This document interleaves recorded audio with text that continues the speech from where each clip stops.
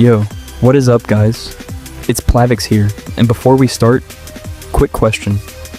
How many times have you actually died indoors because you didn't know what entity you were dealing with? Like, be honest. You hear one sound, panic, run into the wrong room, and boom, run over, because today, we're ending that. ROBLOX Doors is not just some hotel escape game anymore. This thing turned into a full-on multi-floor nightmare universe with the hotel, the mines, the rooms, the back doors, and even the absolutely insane great outdoor stuff. And if you're tired of random jump scares deleting your run, or you still don't know which entities get absolutely cooked by a crucifix, and which ones just straight up ignore it, this video is for you. Today I'm breaking down every official entity, what they look like, how to survive them, and what actually happens if you pull out the Holy Cross. Drop a like, subscribe to Plavix Theory if you haven't already, and yeah, let's get into floor 1. Alright, starting with the classic OG monsters, the ones that started everybody's trauma. First up, Rush. You know him, you hate him. Lights flicker, you hear that deep rumbling sound, and instantly your brain goes, oh no. Simple play here. Get into a closet or under a bed, wait for him to zoom past, then get out immediately before Hyde starts complaining. Rush has around a 1 in 10 spawn chance, and yeah, Crucifix absolutely destroys him. Next up, Ambush. This guy is basically Rush after drinking 5 energy drinks. The lights flicker way longer, and he sounds like a cursed broken radio. But the worst part? He doesn't pass once. Nope. This dude loops back between 2 and 6 times. Your strategy, hide, jump out for a split second between passes to reset hide, then get back in. And if you've got a Crucifix, use it. Save yourself the headache. Now let's talk about Seek, the one-eyed ink puddle himself. This scripted chase boss appears around rooms 30 to 40 and 80 to 90. When the chase starts, just run. Crouch under obstacles, follow the blue sparks, and don't overthink it. Pro tip, pop vitamins if you keep fumbling, and don't waste your Crucifix expecting a free win. It only chains Seek for a few seconds and gives you a tiny head start. It does not kill him. Then we've got Figure, the big blind monster from rooms 50 and 100. He can't see anything, but his hearing is actually ridiculous. Always, and I mean always, crouch. If you mess up and hide while he's nearby, get ready for the heartbeat QTE. And same as Seek, Crucifix only stuns him temporarily. It's not saving your run forever. Now for the annoying squad. Screech. This little gremlin loves darkness. You hear that creepy psst. Instantly flick your mouse around and stare directly at him. Do it fast enough and he disappears. And yes, if your timing is clean, Crucifix can actually take him out, but it gets consumed. Next, eyes. Purple glowing eyes in the middle of the room. Rule number 1, do not look. Seriously. Look at the floor, look at walls, use audio, find the door. If you hold up a Crucifix though, eyes gets deleted. Then there's Halt. That restaurant minigame everyone pretends they enjoy. Screen flashes, it says, turn around. Actually turn around, walk backward for a second, then continue and avoid the blue projectiles. Or, if you're lazy and rich, use Crucifix and skip the room. Finally, we have Dupe and Hide. Dupe is a professional scammer with fake room numbers and fake confidence. Always remember your previous room numbers so you don't walk directly into his mouth. Mess up and you lose around 40% HP. But if guessing isn't your thing, yeah, Crucifix burns him too. And lastly, Hide. This guy isn't chasing you, he's judging you. Stay in a closet too long and your screen goes red. Starts yelling and kicks you out while damaging you. Anti-camping at its finest. But surprisingly, Crucifix can actually get Hide off your back. Alright, before we leave floor 1, let's talk about the side characters, traps, and those weird rare encounters that either save your run or make you question what you just saw. First up, Timothy. This tiny spider has around a 1 in 200 chance of hiding inside drawers. You open one expecting coins. Nope. Tiny jump scare. Free emotional damage. He only takes about 5% of your HP, but somehow it still catches everybody off guard.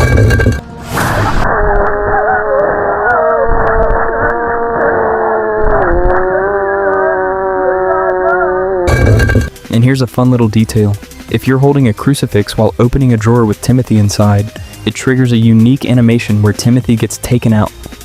And the best part? Your Crucifix doesn't even get consumed. Actual infinite value.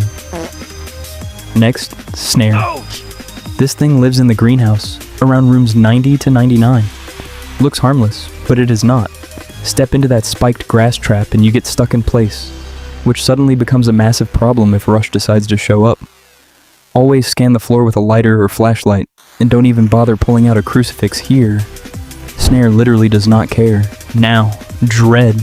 This guy is basically the game telling you to stop standing around. If you sit in a dark room doing absolutely nothing for over 10 minutes, the atmosphere starts feeling wrong.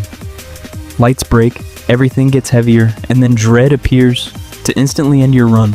Unless you clutch it with a crucifix. Yeah, somehow that actually works. Now for the Friendly squad. We've got Guiding Light, the blue aura carrying half the player base through the game, helping with keys and showing hints after death. Basically, your unpaid teammate. Then there's the Room 52 crew. Jeff the Merchant, El Goblino the professional yapper, and Bob, the chillest skeleton in gaming history. Obviously, none of them react to the crucifix. They're just down there vibing. Now let's talk rarities. Jack barely shows up, but when he does, your heart actually stops. There's a small chance he appears in closets or behind doors, and suddenly the room turns blood red for absolutely no reason other than making you panic.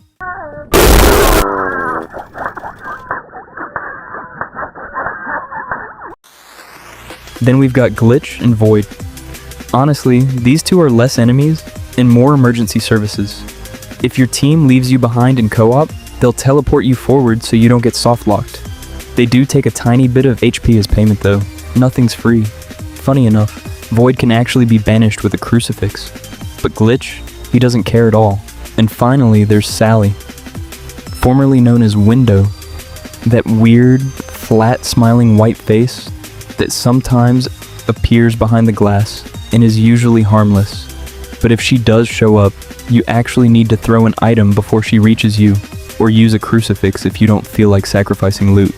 Though the funniest part is that one player accidentally discovered some absolute menace behavior when they tried giving her an offering, and instead of taking the item, Sally just picked up the entire table with the item still on it. Floor 2. The mines is where the game officially stops being nice, and everyone goes demon mode. Old entities got massive buffs, starting with Rush and Ambush, who now have 0 warning lights, meaning you gotta sound whore the echoes and ceiling pebbles to survive. Plus Rush jumps you from anywhere, and Ambush plays mind games with fake pauses. Hide completely ruined the meta by yeeting you out of the new pipe/box hiding spots if you camp too long. If you jump out to dodge, you can't get back in without taking damage. Meanwhile, Screech spawns in broad daylight, Eyes teleport, Dupe scratches numbers, and Timothy spawns literally anywhere.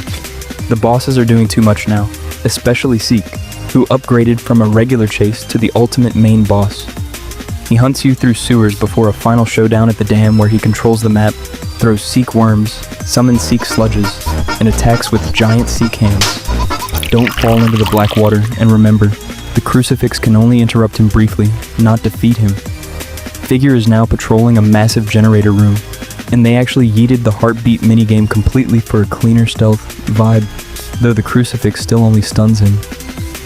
As for new faces, Giggles are ceiling gremlins that drop on your face to ruin your HP unless you look up or drop a glow stick, while Gloombats are light-hating moths that will jump you if you use a flashlight, though you can clear the swarm with a crucifix if you don't step on their eggs first.